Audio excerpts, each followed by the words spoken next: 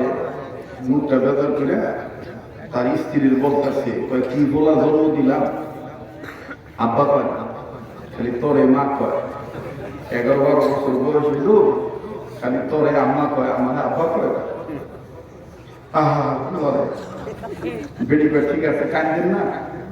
দেড় ডক্টরে জিগাই, দেড় ডক্টর কেড়ে আমি আব্বা করে ডাক দেয় না, কয়টা ডাক দাও, হাতে অন্যায় শান্ত গেছে আয়ন তো আইসি আবার খাওয়া তোর ভাই তোর কষ্ট করে কামে করে খাওয়ায় না, খাওয়াই তো তো আব্বা বাস না গেলে ডাক দিয়ে আব্বা কি খালি কষ্ট করে আমি একলা খাওয়া, তোমার খাওয়া না, তুমি আগে আব্বা কও।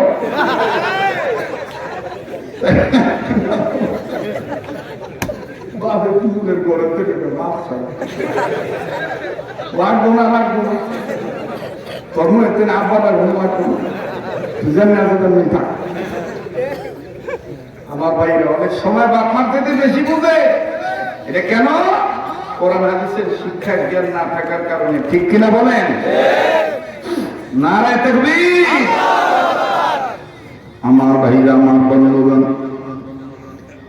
ইমাম আযম আবু হানিফা রাহমাতুল্লাহি আলাইহি নবী বললেন, ও নাস্তিক, এত নাস্তিকদের জানায় তোর ভালো লাগে না?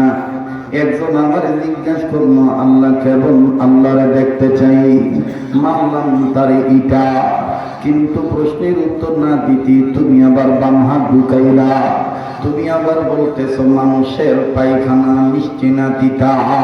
তুমি কি মনে করো এই উত্তর আছে না নাই? খ্রিস্টান ব্যক্তি ডাক দিয়ে কয়, মাওলানা এমন একটা প্রশ্ন করেছি যে প্রশ্নের উত্তর তুমি কোরআনও পাইবা না, হাদিসও পাইবা না। ইমাম আযম আবু হানিফা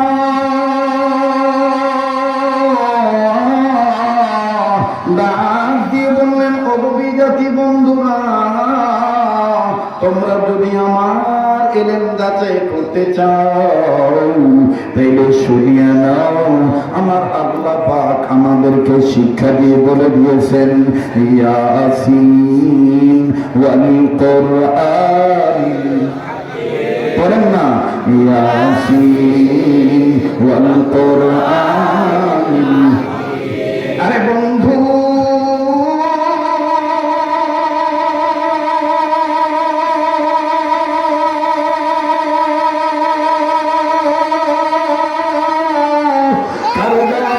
কেউ যাবেন না, নিজের চিন্তা নিজে করবেন বন্ধু, নিজের কবরে যত নিজের যাওয়া লাগবে।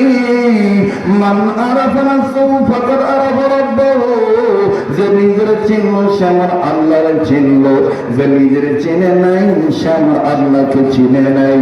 বাদানো জীবনের শেষ বয়ান মনে করে বয়ান করছি, দেখেন তো দেখে দিলটা নরম হয়নি, এক ফোঁটা চোখের পানি ফেলাইতে পারেন কিনা? কান্না না আসলেও কান্নার ভান ধরবে। ও বন্ধু, ইতিমধ্যেই আমার নাকটার মধ্যে আল্লাহর গ্রাম আসিয়া গেছে। এই ময়দানে আমি আপনি গুনাহগার হইতে পারি, কে জানি আপনার নেক বান্দা হয়ে বসে আছে। ও একজন অলির উসিলায় আমার আল্লাহ আমার আপনার মাফ করে দিতে পারে। আরে ভাই, আরে বন্ধু, কার পিছনে তুমি মালা পুনরা রয়েছি, কার জন্য জানি তোমার বাছুরি হয়ে গেছে, কার জন্য জানি কাপড়ে কাপড় তৈরি হয়ে গেছে। ও ভাইয়া, বাড়িতে যারা আছেন ভাই, ও আমার বোন, ও আমার বাবা, ও আমার মায়েরা, ও আমার বন্ধুরা, এই রাত্র তোমার আমার জন্য জীবনের শেষ রাত্র হইতে পারে। অনুরোধ করে বলব, কেউ কারো দিকে তাকাইবেন না, নিজের চিন্তা নিজে করবে। ইমাম আযম আবু হানিফা ডাক দিয়ে বলেন, ভাইয়া আপনারা দুইজন আমারে প্রশ্ন করেছেন, আমি আপনাদের উত্তর দেওয়ার জন্য তৈরি আছি। তবে অনুরোধ হলো, আপনারা যদি আমার বাড়িতে দাওয়াত নিত, ইদার বাড়ি দেখাইছে, হ্যাঁ ডাক দিয়ে মৌলভী তোমার বাড়িতে যাইতে পারি এক শর্তের বিনিময়ে, তুমি আর পিডা পিডি করবা না। তুমি যদি না বুঝাও তাহলে যাও। ইমাম আযম আবু হানিফা বললেন, ওয়াল্লাহি রাব্বিল কাবা, রবের কাবার মালিকের কসম করে বলতেছি, আর তোমাদের গায়ে হাত তুলাবো না, আর তোমাদেরকে মারবো না।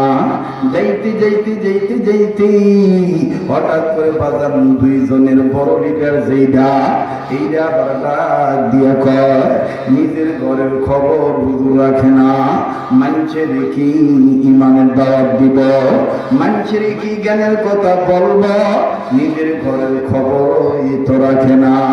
বাবারে, কিছুক্ষণের মধ্যে দেখবেন দিলের মধ্যে কেমন জানি কম্পন সৃষ্টি হয়ে গেল, কান্নাকাটি পয়দা হয়ে গেল, চোখের পানি ঝর্ণার মতন পড়তে থাকবে, কান্না না আসলেও কান্নার ভান ধরবে।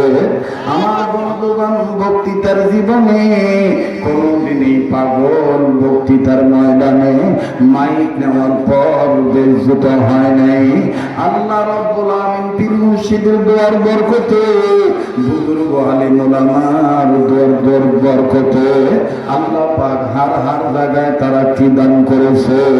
আমার ভাইরা খুব খেয়াল করে কথাগুলি শোনা চাই। ইমাম আজম ডাক দিয়ে বললেন, ও কমান্ডার ইন চিফ, আমার বাড়ির খবর আমি রাখি না, তুমি রাখো নাকি? বলে, আমি বলবো কেন, যে তোমার বাড়ির চাকর রেজি গাও। এবার ইমাম আজম ডাক দিয়ে কয়, কি হে বৎস, কি হয়েছে বলো তো দেখি খুলে। লোকটা ডাক দিয়ে বললেন, নুমান ইবনে সাবের, ইমাম আজম আবু হানিফা, আপনি জানেন কি জানি না, আপনি দুই দিক দিয়ে উম্মতকে নিয়ে ব্যস্ত, ওদিক দিয়ে আপনার মা তালাক হয়ে যাইতেছে, আপনার মা আর আপনার বাবা লেগে গেছে, বুড়া বয়সে বুড়ায় বুড়িরে তালাক দিয়ে দিছে, বুড়িও